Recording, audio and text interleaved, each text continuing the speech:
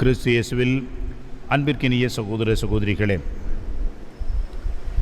ஆண்டின் பொது காலத்தின் 13வது ஞாயிற்றுக்கிழமையாகிய இன்று இறை செய்திக்கு நாம் செவிமடுக்க காத்து கொண்டிருக்கின்றோம். இந்த இறை செய்தி நம்முடைய வாழ்வோடு எவ்வளவு நெருக்கமான தொடர்புடையது என்பதை நற்செய்தி வழியாக நாம் கேட்டோம். இன்றைய நற்செய்தி என்பது அன்புக்குரியவர்களே, நம்முடைய வாழ்விலே நிகழ்கின்ற நிஜங்களாக, உண்மை நிகழ்வுகளாக வருவதை நாம் பார்க்கின்றோம். என்ன அந்த உண்மை நிகழ்வு? 2 விதமான புதுமைகளை இங்கே நாம் பார்க்கின்றோம். 2 வகையான நபர்களை நாம் சந்திக்கின்றோம். இந்த 2 வகையான நபர்கள் யார் என்று சொன்னால், யாயிர் செபக்கூட தலைவன், மற்றொரு நபர் தீராத நோயினால் கஷ்டப்பட்ட ஒரு பெண். இந்த 2 பேரும் எப்படி குணமாகிறார்கள், நலம் பெறுகிறார்கள் என்பதை பார்ப்பதற்கு முன்பாக அவர்கள் எவ்வளவு வேதனை அடைகிறார்கள் என்பதை உணர்வு பூர்வமாக நம்முடைய அன்றாட நிகழ்வாகவும் நாம் எடுத்துக்கொள்ளலாம். அதை உணர்ந்து அவர்களுடைய துன்பத்தை நாம் புரிந்து கொள்ளலாம். முதலிலே பாருங்கள், யாயிர் செபக்கூட தலைவர், சமூகத்திலே மிகப்பெரிய ஒரு அந்தஸ்தை பெற்றவர், மதிப்பு பெற்றவர், மக்களால் போற்றக்கூடிய ஒரு சிறந்த மனிதர். எனவே அவருக்கு நிகழ்ந்த ஒரு சோகம், அவரது மகள் சாக கிடக்கிறாள். அவருடைய மகள் இப்பொழுது இறப்பின் படுக்கையிலே இருக்கின்றாள். நிச்சயமாக அவர் எவ்வளவு முயற்சி செய்திருப்பார். மருத்துவர்களையும் மருந்துகளையும் அவர் சென்று வாங்கியிருப்பார், அல்லது கூட்டி கொண்டு வந்து வைத்தியம் பார்த்திருப்பார். ஆனால் அவ்வளவு மருத்துவர்களும் மருத்துவ வசதிகளும் எல்லாமே அவருக்கு கை நழுவிய வேளையிலே அவர் இறுதியாக இயேசுவை நோக்கி ஓடுகிறார், அவரிடம் வேண்டுகிறார். அன்புக்குரியவர்களே, இந்த நேரத்திலே நாம் நினைத்து பார்க்க வேண்டும். நம்முடைய வாழ்விலேயும் பல நேரங்களிலே உயிர் காப்பதற்காக எப்படியெல்லாம் பதட்டம் அடைகிறோம், பதபதைக்கின்றோம், ஓடுகிறோம், அலைகிறோம், ஒன்றும் புரியாமல் நாம் திகைக்கிறோம். அன்புக்குரியவர்களே, இந்த நிகழ்ச்சி நம்முடைய வாழ்விலே நடந்திருந்தால் அதை நினைத்து பாருங்கள். அதை சற்று நினைவிற்கு கொண்டு வந்து அதை நினைத்து பாருங்கள். அந்த நேரத்திலே நமக்கு எப்படி இருக்கும்? அதுவும் குறிப்பாக நம்முடைய உற்றார் உறவினர், நம்முடைய பெற்றோர், பிள்ளைகள் என்ற நிலையிலே அவர்களை காப்பாற்றுவதற்கு எவ்வளவு நாம் ஓடுகிறோம், அலைகிறோம், முயற்சி எடுக்கிறோம், எதையும் செய்ய நாம் எப்படியெல்லாம் தயாராக இருக்கின்றோம். இந்த யாயிர் செபக்கூட தலைவன் ஆண்டவரை நோக்கி ஓடுகின்றான். அவருடைய காலிலே விழுந்து வேண்டுகின்றான், ஆண்டவரே வாரும், என்னுடைய பிள்ளையை தொடும் என்று வேண்டுகின்றான். அன்புக்குரியவர்களே, அந்த வேண்டுகின்ற மனிதனுடைய நிலையை நினைத்து பாருங்கள். நம்முடைய வாழ்விலேயும் அந்த இறுதி நேரத்திலே, கடைசி கட்டத்திலே எப்படியும் காப்பாற்றி விடலாம், காப்பாற்ற வேண்டும் என்ற ஒரு ஆதங்கத்தோடு அலைந்த நிகழ்வுகளை பாருங்கள். அதே நிகழ்விலே பாருங்கள், யாயிர் இவ்வாறு வேண்டிக் கொண்டிருக்கின்ற பொழுது கால தாமதமாகிறது. நம்முடைய வாழ்விலேயும் பல நேரங்களிலே, இதுபோன்ற நேரங்களிலே காலம் கடந்து போகிறது, காலம் தாழ்ந்து வருகிறது. நம்மால் இயன்ற முயற்சிகளை செய்கிறோம். எவ்வளவு இடரல், எவ்வளவு தடைகள், எவ்வளவு எதிர்ப்புகள், எவ்வளவு கஷ்டங்கள், துன்பங்கள், இதையெல்லாம் தாண்டி நாம் வர வேண்டி இருக்கிறது. அன்புக்குரியவர்களே, இப்படியெல்லாம் தாண்டி வருகின்ற வேளையிலே அவருடைய சிறுமி மகள் இறந்து போய்விட்டாள் என்ற செய்தியும் கிடைக்கிறது. அவ்வளவுதான். இந்த மனிதன் நிலைகுலைந்து போயிருப்பார், உடைந்து போயிருப்பார். இனிமேல் எதற்கு இவரிடம் செல்ல வேண்டும், இருக்க வேண்டும், வேண்ட வேண்டும், கேட்க வேண்டும் என்றெல்லாம் உள்ளத்திலே நினைத்திருப்பார். எவ்வளவு வேகம் அடைந்திருப்பார், எவ்வளவு கோபம் கொண்டிருப்பார், கடவுளை சபித்திருப்பார், தூஷித்திருப்பார். இவ்வளவு முயற்சி, இவ்வளவு ஓடி கடைசியில் என்ன லாபம்? ஒன்றுமே இல்லை. இழந்ததுதான் மிச்சம், இறப்புதான் நிச்சயம் என்று அந்த மனிதன் கண்டிப்பாக நினைத்திருப்பார். அந்த வேளையில்தான் ஆண்டவர் சொல்கிறார், அஞ்சாதே, நம்பிக்கையை மட்டும் விடாதே என்று சொல்கிறார். அந்த மனிதன் நம்பினான். எல்லோரும் இறந்து விட்டார் அந்த சிறுமி என்று நினைத்தார்கள். ஆனால் அந்த மனிதன் மட்டும் நம்பினான்.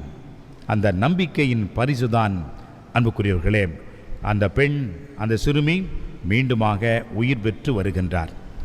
நம்முடைய வாழ்விலே இழப்பின் நேரத்திலே பதபதைத்து துடிக்கின்ற அந்த நேரத்திலே, சாகின்ற அந்த காட்சியை பார்க்கின்ற வேளையிலே நாம் என்னவெல்லாம் நினைப்போம், எப்படியெல்லாம் துடிப்போம், அந்த நேரத்திலே ஆண்டவர் இருக்கின்றார் என்ற நம்பிக்கை மட்டும் நமக்கு இருக்கும் என்றால் நம்முடைய வாழ்வு தொடரும் என்பதற்கு யாயிர் ஜெபக்கூட தலைவன் என்பவன் நமக்கு சிறந்த உதாரணமாக இருக்கின்றார்.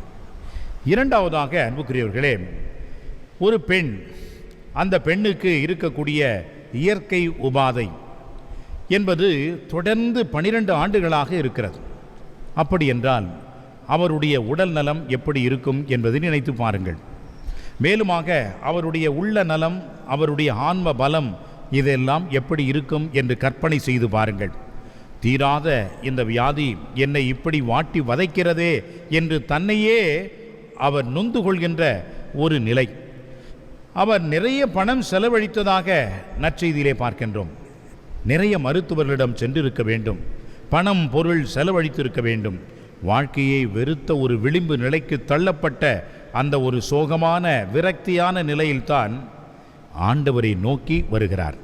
அன்புக்குரியவர்களே, அந்த ஆண்டவரை தேடி வருகின்ற வேளையிலே, அவரை தொடுகின்ற அந்த நேரத்திலே உடனடியாக அவர் குணமடைகின்றார். இன்ஸ்டன்டேனியஸ் கியூர் என்று நாம் பார்க்கின்றோம். ஆண்டவரை தொடுகின்றவர்கள் வாழ்கிறார்கள் என்பதற்கு இவர் ஒரு சான்றாக இருக்கின்றார். அன்புக்குரியவர்களே, இந்த 2 புதுமைகளிலும் நிறைய ஒற்றுமைகள் இருக்கிறது. முதலிலே பாருங்கள், 12 வயது நிரம்பிய சிறுமி, 12 ஆண்டுகளாக துன்புற்ற அந்த பெண். ஏன் இந்த 12 என்ற அந்த எண்ணை குறிக்கிறார்கள்? ஒருவேளை கண்டிப்பாக அவர்களுக்கு அந்த எண்ணிக்கை பொருத்தமாக இருந்திருக்கலாம், நடந்திருக்கலாம். இருப்பினும் இந்த 12 என்பது ஒரு குறிப்பான வகையிலே உணர்த்தப்பட்டதாக நாம் புரிந்து கொள்ள வேண்டும். 12 கோத்திரங்கள் என்று பழைய ஏற்பாட்டிலே இருக்கிறது. அதேபோன்று புதிய ஏற்பாட்டிலே 12 திருத்தூதர்கள் என்று இருக்கின்றார்கள். இந்த 12 கோத்திரங்கள் யாக்கோபின் பிள்ளைகள் தான் இஸ்ராயல் மக்களுடைய வம்சமாக வழி மரபாக வளர்ந்தது இருந்தது. இந்த 12 திருத்தூதர்களுடைய அடிப்படையில் தான் அந்த திருச்சபை என்பது ஆண்டவர் இயேசு கட்டினார், அமைத்தார். உன் பெயர் பாறை, இதன் மேல் என் திருச்சபையை கட்டுவேன் என்று ஆண்டவர் சொன்ன அந்த வார்த்தைகளை நாம் இங்கே நினைவு கூற வேண்டும். எனவே அது பழைய ஏற்பாடாக இருக்கட்டும், புதிய ஏற்பாடாக இருக்கட்டும், எல்லா மக்களையும் இணைத்த சேர்த்த ஒன்றாக அமைகிறது. இந்த அனைத்து உலக மக்களுக்கும், வாழ்ந்தவர்களுக்கும், வருகின்றவர்களுக்கும், வாழ்ந்து கொண்டு இருக்கின்றவர்களுக்கும் ஆண்டவரே கதி, அவரே வாழ்வு, அவரே நமது நம்பிக்கையாக இருக்க வேண்டும் என்பதை உணர்த்துகின்ற விதமாகத்தான் அன்புக்குரியவர்களே நம்முடைய திரு இறுதி ஆண்டவருடைய தலைமேல் இருக்கின்ற அற்புதமான வாக்கியம், நானே ஜீவன், நானே வாழ்வு என்பதை நமக்கு எடுத்து காட்டுகின்ற விதமாகத்தான் இந்த 2 நிகழ்வுகளும் அடங்கி இருக்கின்றன. ஒரு நிகழ்விலே ஆண்டவர் இயேசுவை ஒருவர் தொடுவதற்கு முயற்சிக்கிறார், தொடுகிறார், நலமடைகிறார். இன்னொரு நிகழ்விலே ஆண்டவரே அவரை தொடுகிறார், அவர் உயிர் பெற்று எழுகின்றார். எனவே தொடுதல் என்பது இங்கே மிக முக்கியமான ஒன்றாக இருக்கிறது. அன்புக்குரியவர்களே, இந்த தொடுதல் என்பது எவ்வளவு முக்கியமானது என்பதை இறப்பின் சோகத்தின் வேளையிலே, சூழலிலே நாம் காண முடியும்.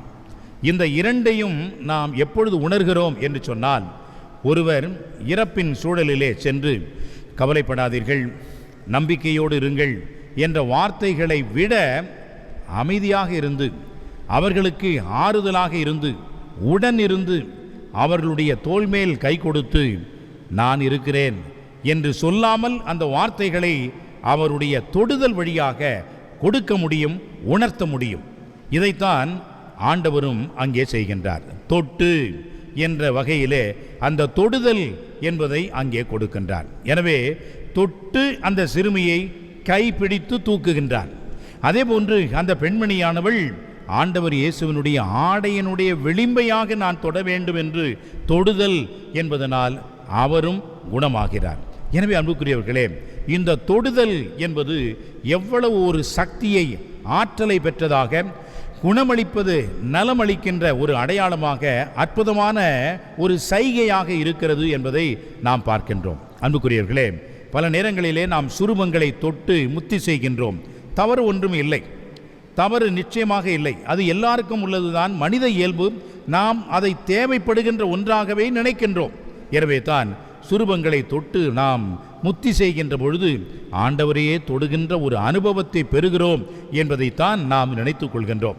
அன்புக்குரியவர்களே, திருத்தந்தை, இந்த திருத்தந்தையாக இருக்கட்டும் அல்லது இதற்கு முன்பாக வந்தவர்களாக இருக்கட்டும், அவர்கள் எல்லாம் ஒவ்வொரு வாரமும் ஒரு கிழமை, புதன்கிழமை அன்று மக்கள் ஏராளமாக கூடி இருக்கின்ற பேதுரு சதுக்கத்திலே, பியாசா சென் பியத்ரோ என்று சொல்வார்கள், அந்த பேதுரு சதுக்கத்திலே ஒன்றாக கூடியிருக்கின்ற வேளையிலே பாப்பா மொபைலே என்று சொல்வார்கள், அந்த அவருடைய வாகனத்திலே நின்ற வண்ணமாக அங்கே இருக்கின்ற மக்களை அவர் பார்த்து ஆசீர் அளித்து இறுதியாக மேடைக்கு சென்று அவர்களுக்கு உரையாற்றுவார், ஆசீர் கொடுப்பார். அவ்வாறு வருகின்ற வேளையிலே எத்தனை மக்கள் அந்த ஓரமாக நின்று அவரை தொடுவதற்கு முயற்சி செய்வார்கள். குறிப்பாக ஜான் பால் II புனிதர், அவரை அடுத்து வந்த பெனடிக்ட், இப்பொழுது இருக்கின்ற திருத்தந்தை பிரான்சிஸ், அனைவரும் குழந்தைகள் மேல் அதிகமாக பட்சமாக, பாசமாக, இயற்கையிலேயே ஈர்ப்பு கொண்டவர்களாக இருப்பதை பார்க்கின்றோம்.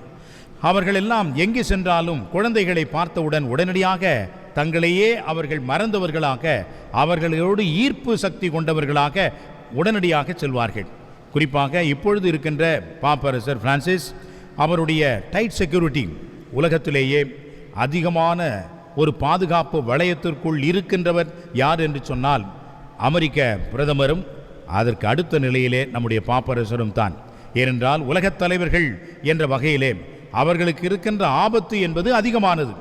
எனவே தான் அப்படிப்பட்ட ஒரு பாதுகாப்பு வளையத்தை விட்டு இவர்கள் செல்கின்ற அந்த ஒரு நிலையை பார்க்கின்ற பொழுது குழந்தைகள் மேல் அவர்கள் அக்கறை, ஆவல், பாசம், மகிழ்ச்சி கொண்டிருக்கிறார்கள் என்பதை நாம் புரிந்து கொள்ள முடிகிறது. ஒரு சில நேரங்களிலே அவர்கள் செல்கின்ற அந்த வாகனத்தையே நிறுத்த சொல்கின்றார்கள். நிறுத்திய பிறகு அந்த குழந்தைகளை தன்னிடம் கொண்டு வர சொல்கின்றார்கள். அந்த குழந்தைகளை அவர்கள் ஆசீர்வதித்து முத்தி செய்கின்றார்கள். இதையெல்லாம் எதை காட்டுகிறது என்று சொன்னால், we are all human beings. நாம் அனைவரும் இயற்கையாக, இயல்பாக குழந்தைகள் மத்தியிலே ஈர்ப்புடையவர்களாக நாம் இருக்கின்றோம் என்பதற்கு இதெல்லாம் உதாரணமாக இருக்கிறது. இப்படியாக அந்த குழந்தைகளை அவர்கள் தொட்டு முத்தி செய்து அவர்களுக்கு ஆசீர் அளிக்கின்ற பொழுது அந்த பெற்றோர்கள் எப்படிப்பட்ட ஒரு உணர்வை, அனுபவத்தை பெறுவார்கள், மகிழ்ச்சி அடைவார்கள் என்று சற்று நினைத்து பாருங்கள். சில நேரங்களிலே அன்புக்குரியவர்களே, இது மிகப்பெரிய ஒரு அதிசயத்தை கூட ஏற்படுத்துகின்ற ஒரு நிகழ்வாக இருக்கிறது. மறைந்த திருத்தந்தை புனித 2ஆம் ஜான் பால், அவர் நீண்ட ஆண்டுகளாக திருச்சபையை வழிநடத்தியவர். எனக்கு மிகவும் பிடித்தமான ஒரு திருத்தந்தை, மிகவும் பிடித்தமான ஒரு வாழ்கின்ற புனிதர் அவர். அவரை அடிக்கடி பார்த்த அனுபவம் உண்டு, அவரோடு நெருங்கி நின்ற அந்த அனுபவம் உண்டு. அப்படிப்பட்ட அந்த திருத்தந்தை ஒரு முறை அமெரிக்காவிற்கு 2வது முறையாக சுற்றுப்பயணமாக, திருப்பயணமாக செல்கின்றார். அங்கே அவருக்கு மிகப்பெரிய ஒரு எதிர்ப்பு கிளம்புகிறது. என்னவென்றால், அப்பொழுதுதான் அவர் ஒரு நேர்காணல் கொடுக்கின்றார்.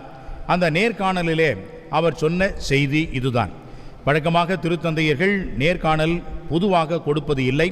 அவர்கள் செலக்டட் ஜேர்னலிஸ்ட், தேர்ந்தெடுக்கப்பட்ட பத்திரிகையாளர்களுக்கு மட்டும், அதுவும் குறிப்பாக விமானத்திலே புறப்படுவதற்கு முன்பாக அவர்கள் கொடுக்கின்ற ஒரு சிறிய நேர்காணல் மட்டும்தான் அவர்களுக்கு உண்டு. ஆனால் தற்போதைய திருத்தந்தை இந்த மரபை மீறி நிறைய நேரங்களிலே நேர்காணல் கொடுக்கின்றார்.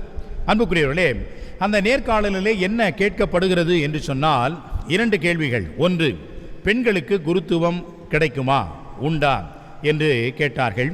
அதற்கு அவர் சொன்ன ஒரே பதில் ஸ்டாப், ஃபுல் ஸ்டாப் என்று சொல்லிவிட்டார்.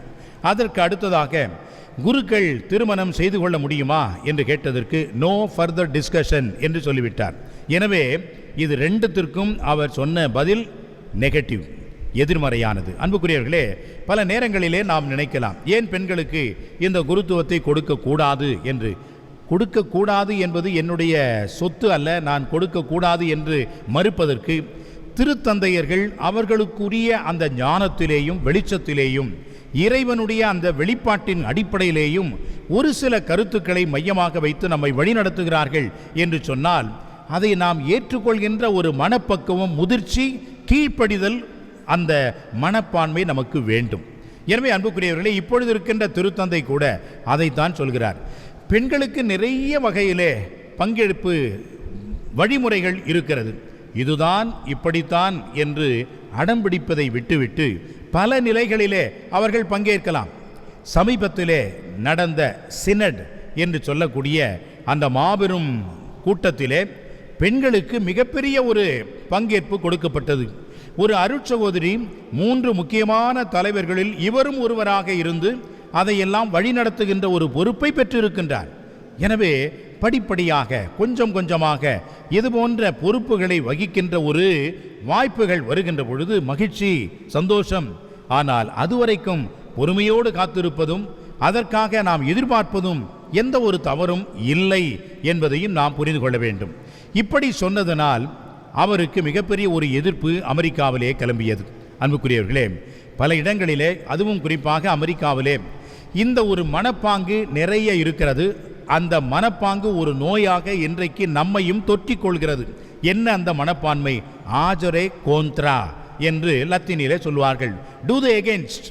நாம் எதையாவது ஒன்று சொன்னோம் என்றால் அதற்கு உடனடியாக ஏன் எதிராக நாம் செய்யக்கூடாது என்ற ஒரு கேள்வியையும் மனப்போக்கையும் நாம் பார்க்கின்றோம். இதை சுதந்திரம் என்று சொல்கிறார்கள். என்னை பொறுத்த வரைக்கும் இது சமூக ஒரு அமைதியை கெடுக்கின்ற ஒரு நிலை என்று தான் நான் நினைக்கின்றேன். எனவே அன்புக்குரியவர்களே, இப்படிப்பட்ட ஒரு சூழலிலே திருத்தந்தை புனித 2ஆம் ஜான் பால் அமெரிக்க பயணமாகிறார்.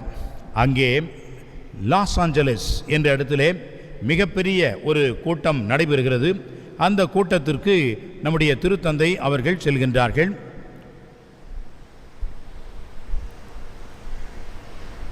திருத்தந்தை அவர்களுடைய வருகையை எல்லோரும் எதிர்பார்க்கின்றார்கள். அங்கே ஒரு கூட்டம் கைகளிலே கருப்பு கொடியை வைத்துக்கொண்டு பாப்பரசருக்கு எதிர்ப்பை தெரிவிக்கின்றார்கள். அவர் வரக்கூடாது என்று அவர்கள் பெரிய ஒரு புரட்சியை செய்கின்றார்கள். அன்புக்குரியவர்களே, கடைசி நேரத்தில் இது நடந்ததனால் தவிர்க்க முடியாத ஒரு சூழல்.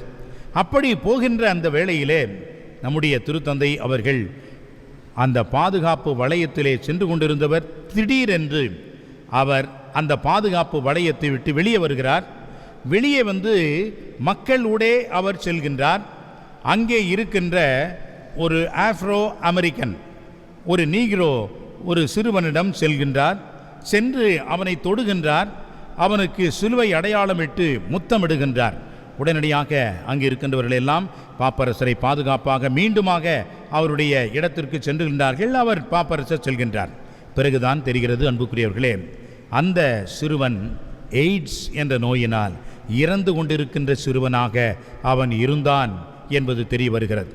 அவனை நோக்கி பாப்பரசர் ஏன் செல்ல வேண்டும் தெரியல, எதற்காக செல்ல வேண்டும் புரியல, அவனை ஏன் தொட்டு ஆசீர்வதிக்க வேண்டும் யாருக்கும் தெரியாது.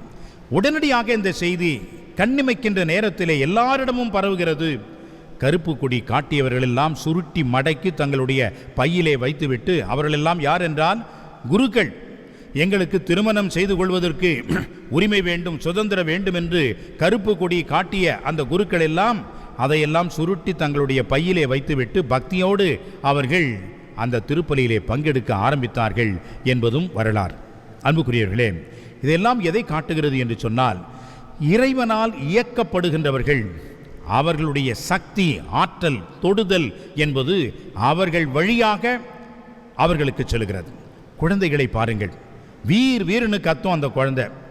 நீ கடவுளே வந்தாலும் அந்த குழந்தை அழுகையை நிறுத்தாது, சத்தத்தை நிறுத்தாது. ஆனால் தாய் மட்டும் வந்து அந்த குழந்தையை தொட்டாலே போதும், தேம்பி தேம்பி அந்த குழந்தை சத்தத்தை நிறுத்திடும், அழுகையை நிறுத்திடும். அவ்வளவு பாதுகாப்பாக அந்த குழந்தை அந்த தாயிடம் இருக்கும். என்ன அங்கே அதிசயம் நடக்கிறது? அந்த தாயினுடைய தொடுதல் என்பதுதான். தாயிடம் இருக்கின்ற அந்த வாசனை.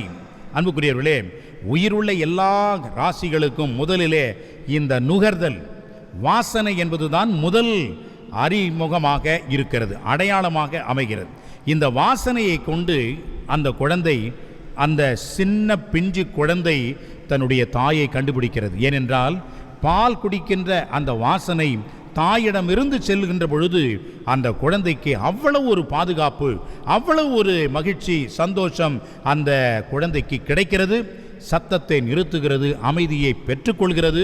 தொடுதல் என்பதன் அடிப்படையிலே அது அமைதியை உணர்கிறது. அன்புக்குரியவர்களே, குழந்தை இந்த அளவுக்கு தாயினுடைய தொடுதலை உணரும் என்றால், அந்த சிறுவன் பாப்பரசருடைய தொடுதலை உணர்வான் என்று சொன்னால், ஏராளமான மக்கள் அங்கே பாப்பரசரை தொடுவதற்கு அவர்கள் முயல்வார்கள் என்று சொன்னால், இயேசுவை தொடுவதற்கு இந்த பெண் எவ்வளவு கஷ்டப்பட்டிருப்பாள் என்று நினைத்து பாருங்கள். முண்டி அடித்து கொண்டு ஓடியிருப்பாள். ஆண்டவர் இயேசுவை தொட முடியுமா என்று நினைத்திருப்பாள். முடியவில்லை என்றாலும் பரவாயில்லை, ஆண்டவர் இயேசு அணிந்திருந்த அந்த ஆடையினுடைய விளிம்பை மட்டுமாவது நான் தொட்டால் போதும் என்று அந்த நம்பிக்கையோடு அந்த விளிம்பை தொட்ட நேரத்திலேயே அவளுக்கு அந்த அற்புதம் நடந்தது, புதுமை நிகழ்ந்தது, குணம் நலம் கிடைத்தது. அன்புக்குரியவர்களே, இதை உணர்ந்த ஆண்டவர் இயேசு அந்த பெண்மணியை எல்லோர் முன்னாடியும் நிறுத்தி அவளை நம்பிக்கையின் முன்மாதிரியாக ஆக்க வேண்டும் என்பதற்காகவே யார் என்னை தொட்டது என்று கேட்கின்றார். எல்லோரும் நினைக்கின்றார்கள், என்ன இவர் பைத்தியமா, இத்தனை பேர் கூட்டமாக நெருக்குகிறார்கள், வருகின்றார்கள், எப்படி யார் தொட்டார் என்று யார் சொல்வார்கள், யார் முடியும், எல்லோரும் தான் தொடுகிறார்கள் என்று நினைத்தார்கள். ஆனால் இயேசு தெரியும் அவருக்கு யார் தன்னை தொட்டார் என்று. உடனடியாக அந்த பெண்மணி முன்வர ஆண்டவர் இயேசுவின் முன்பாக காலில் விழுந்து நடந்ததை சொல்ல, அந்த பெண்ணுக்கு ஆண்டவர் சொல்கிறார், உன் நம்பிக்கை உன்னை குணமாக்கியது, உன் நம்பிக்கை உன்னை குணமாக்கியது. பல நேரங்களிலே நாம் சொல்லுவோம், மருந்து கொடுப்பது மருத்துவர், குணமளிப்பது இறைவன், கடவுள். இதைத்தான் நாம் மறந்துவிடக்கூடாது. அன்புக்குரியவர்களே, எளிது எனக்கு சொல்வதற்கு, ஆனால் அரிது, மிகப்பெரிய கஷ்டம் அதை அனுபவிக்கின்றவர்களுக்கு.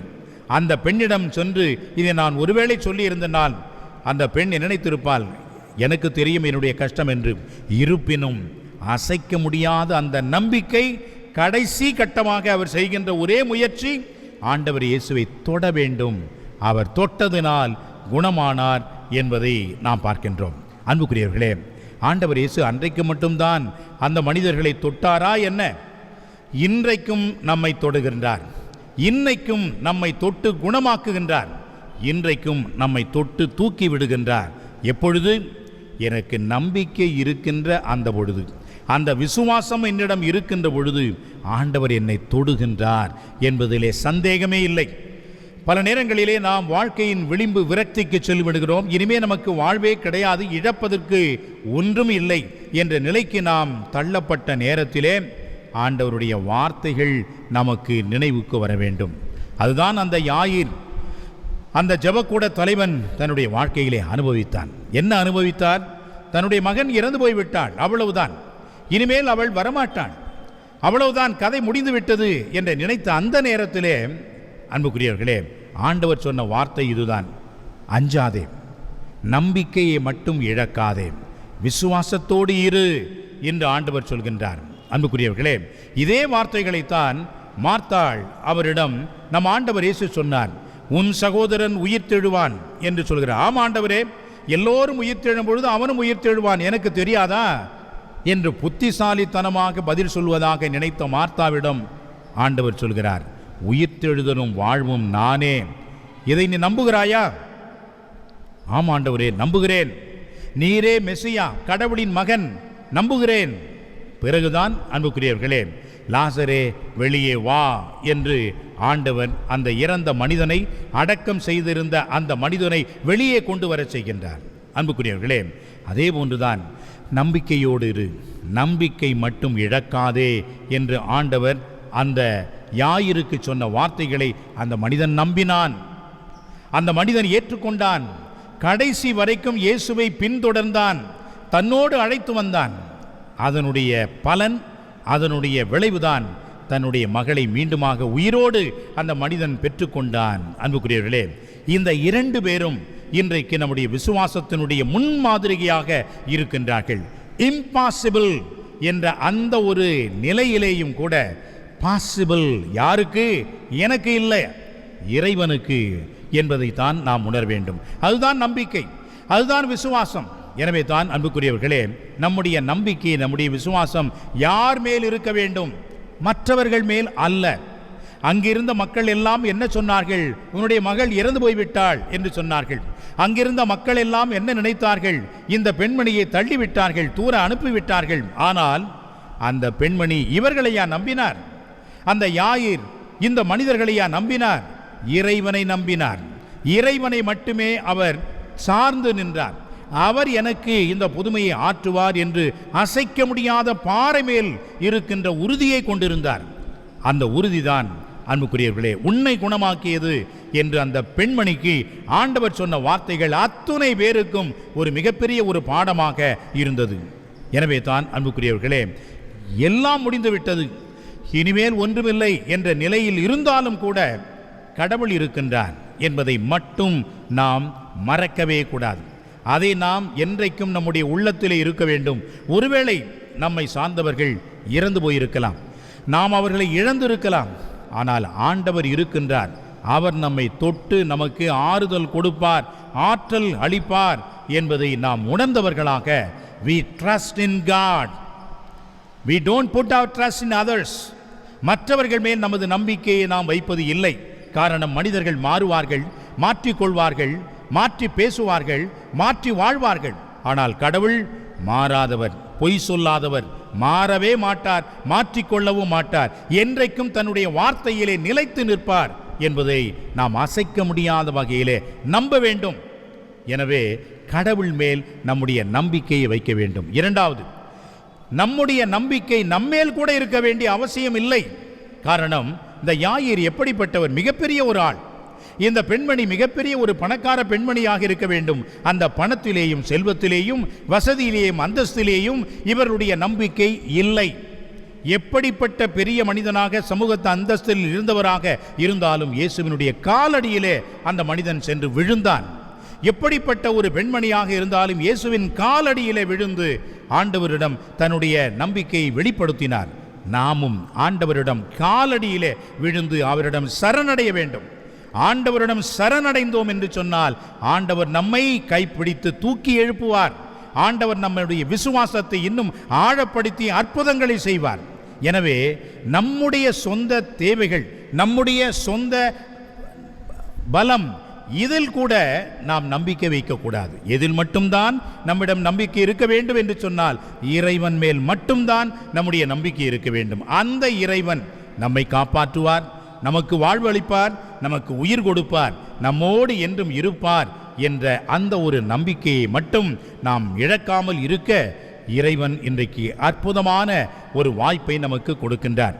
மத்தேயு நற்செய்தி 17ஆம் அதிகாரம் 20வது வசனத்திலே சொல்லப்படுகிறது, கடுகளவு விசுவாசம் இருந்தால் போதும், இங்கு இருக்கின்ற மிகப்பெரிய மலையை பெயர்ந்து நீ வேறு இடத்திற்கு சென்று போய் விழு என்று சொன்னால் அது நடக்கும், அது நிகழும் என்று சொல்கின்றார். எது நிகழும், எது நடக்கும்? அந்த விசுவாசத்தினுடைய விளைவாக அது நடக்கும் என்று சொல்கின்றார். அன்புக்குரியவர்களே, அதுதான் நம்முடைய நம்பிக்கை. எனவே நம்முடைய கடவுள் வாழ்வோரின் கடவுள், இறந்தோரின் கடவுள் அல்ல. இந்த வாழ்வோரின் கடவுள் நமக்கு வாழ்வை கொடுப்பார், உயிரை அளிப்பார் என்ற அசைக்க முடியாத நம்பிக்கையை நம்முடைய வாழ்விலே கொள்வோம். எழுந்து நடப்போம். ஆண்டவர் நம்மை தூக்கி விடுகின்ற தொடுதலை உணர்வோம். மகிழ்ச்சியோடு, ஆற்றலோடு இறைவன் நம்மோடு இருக்கின்றார் என்ற அந்த தெம்போடு நாம் நடப்போம்.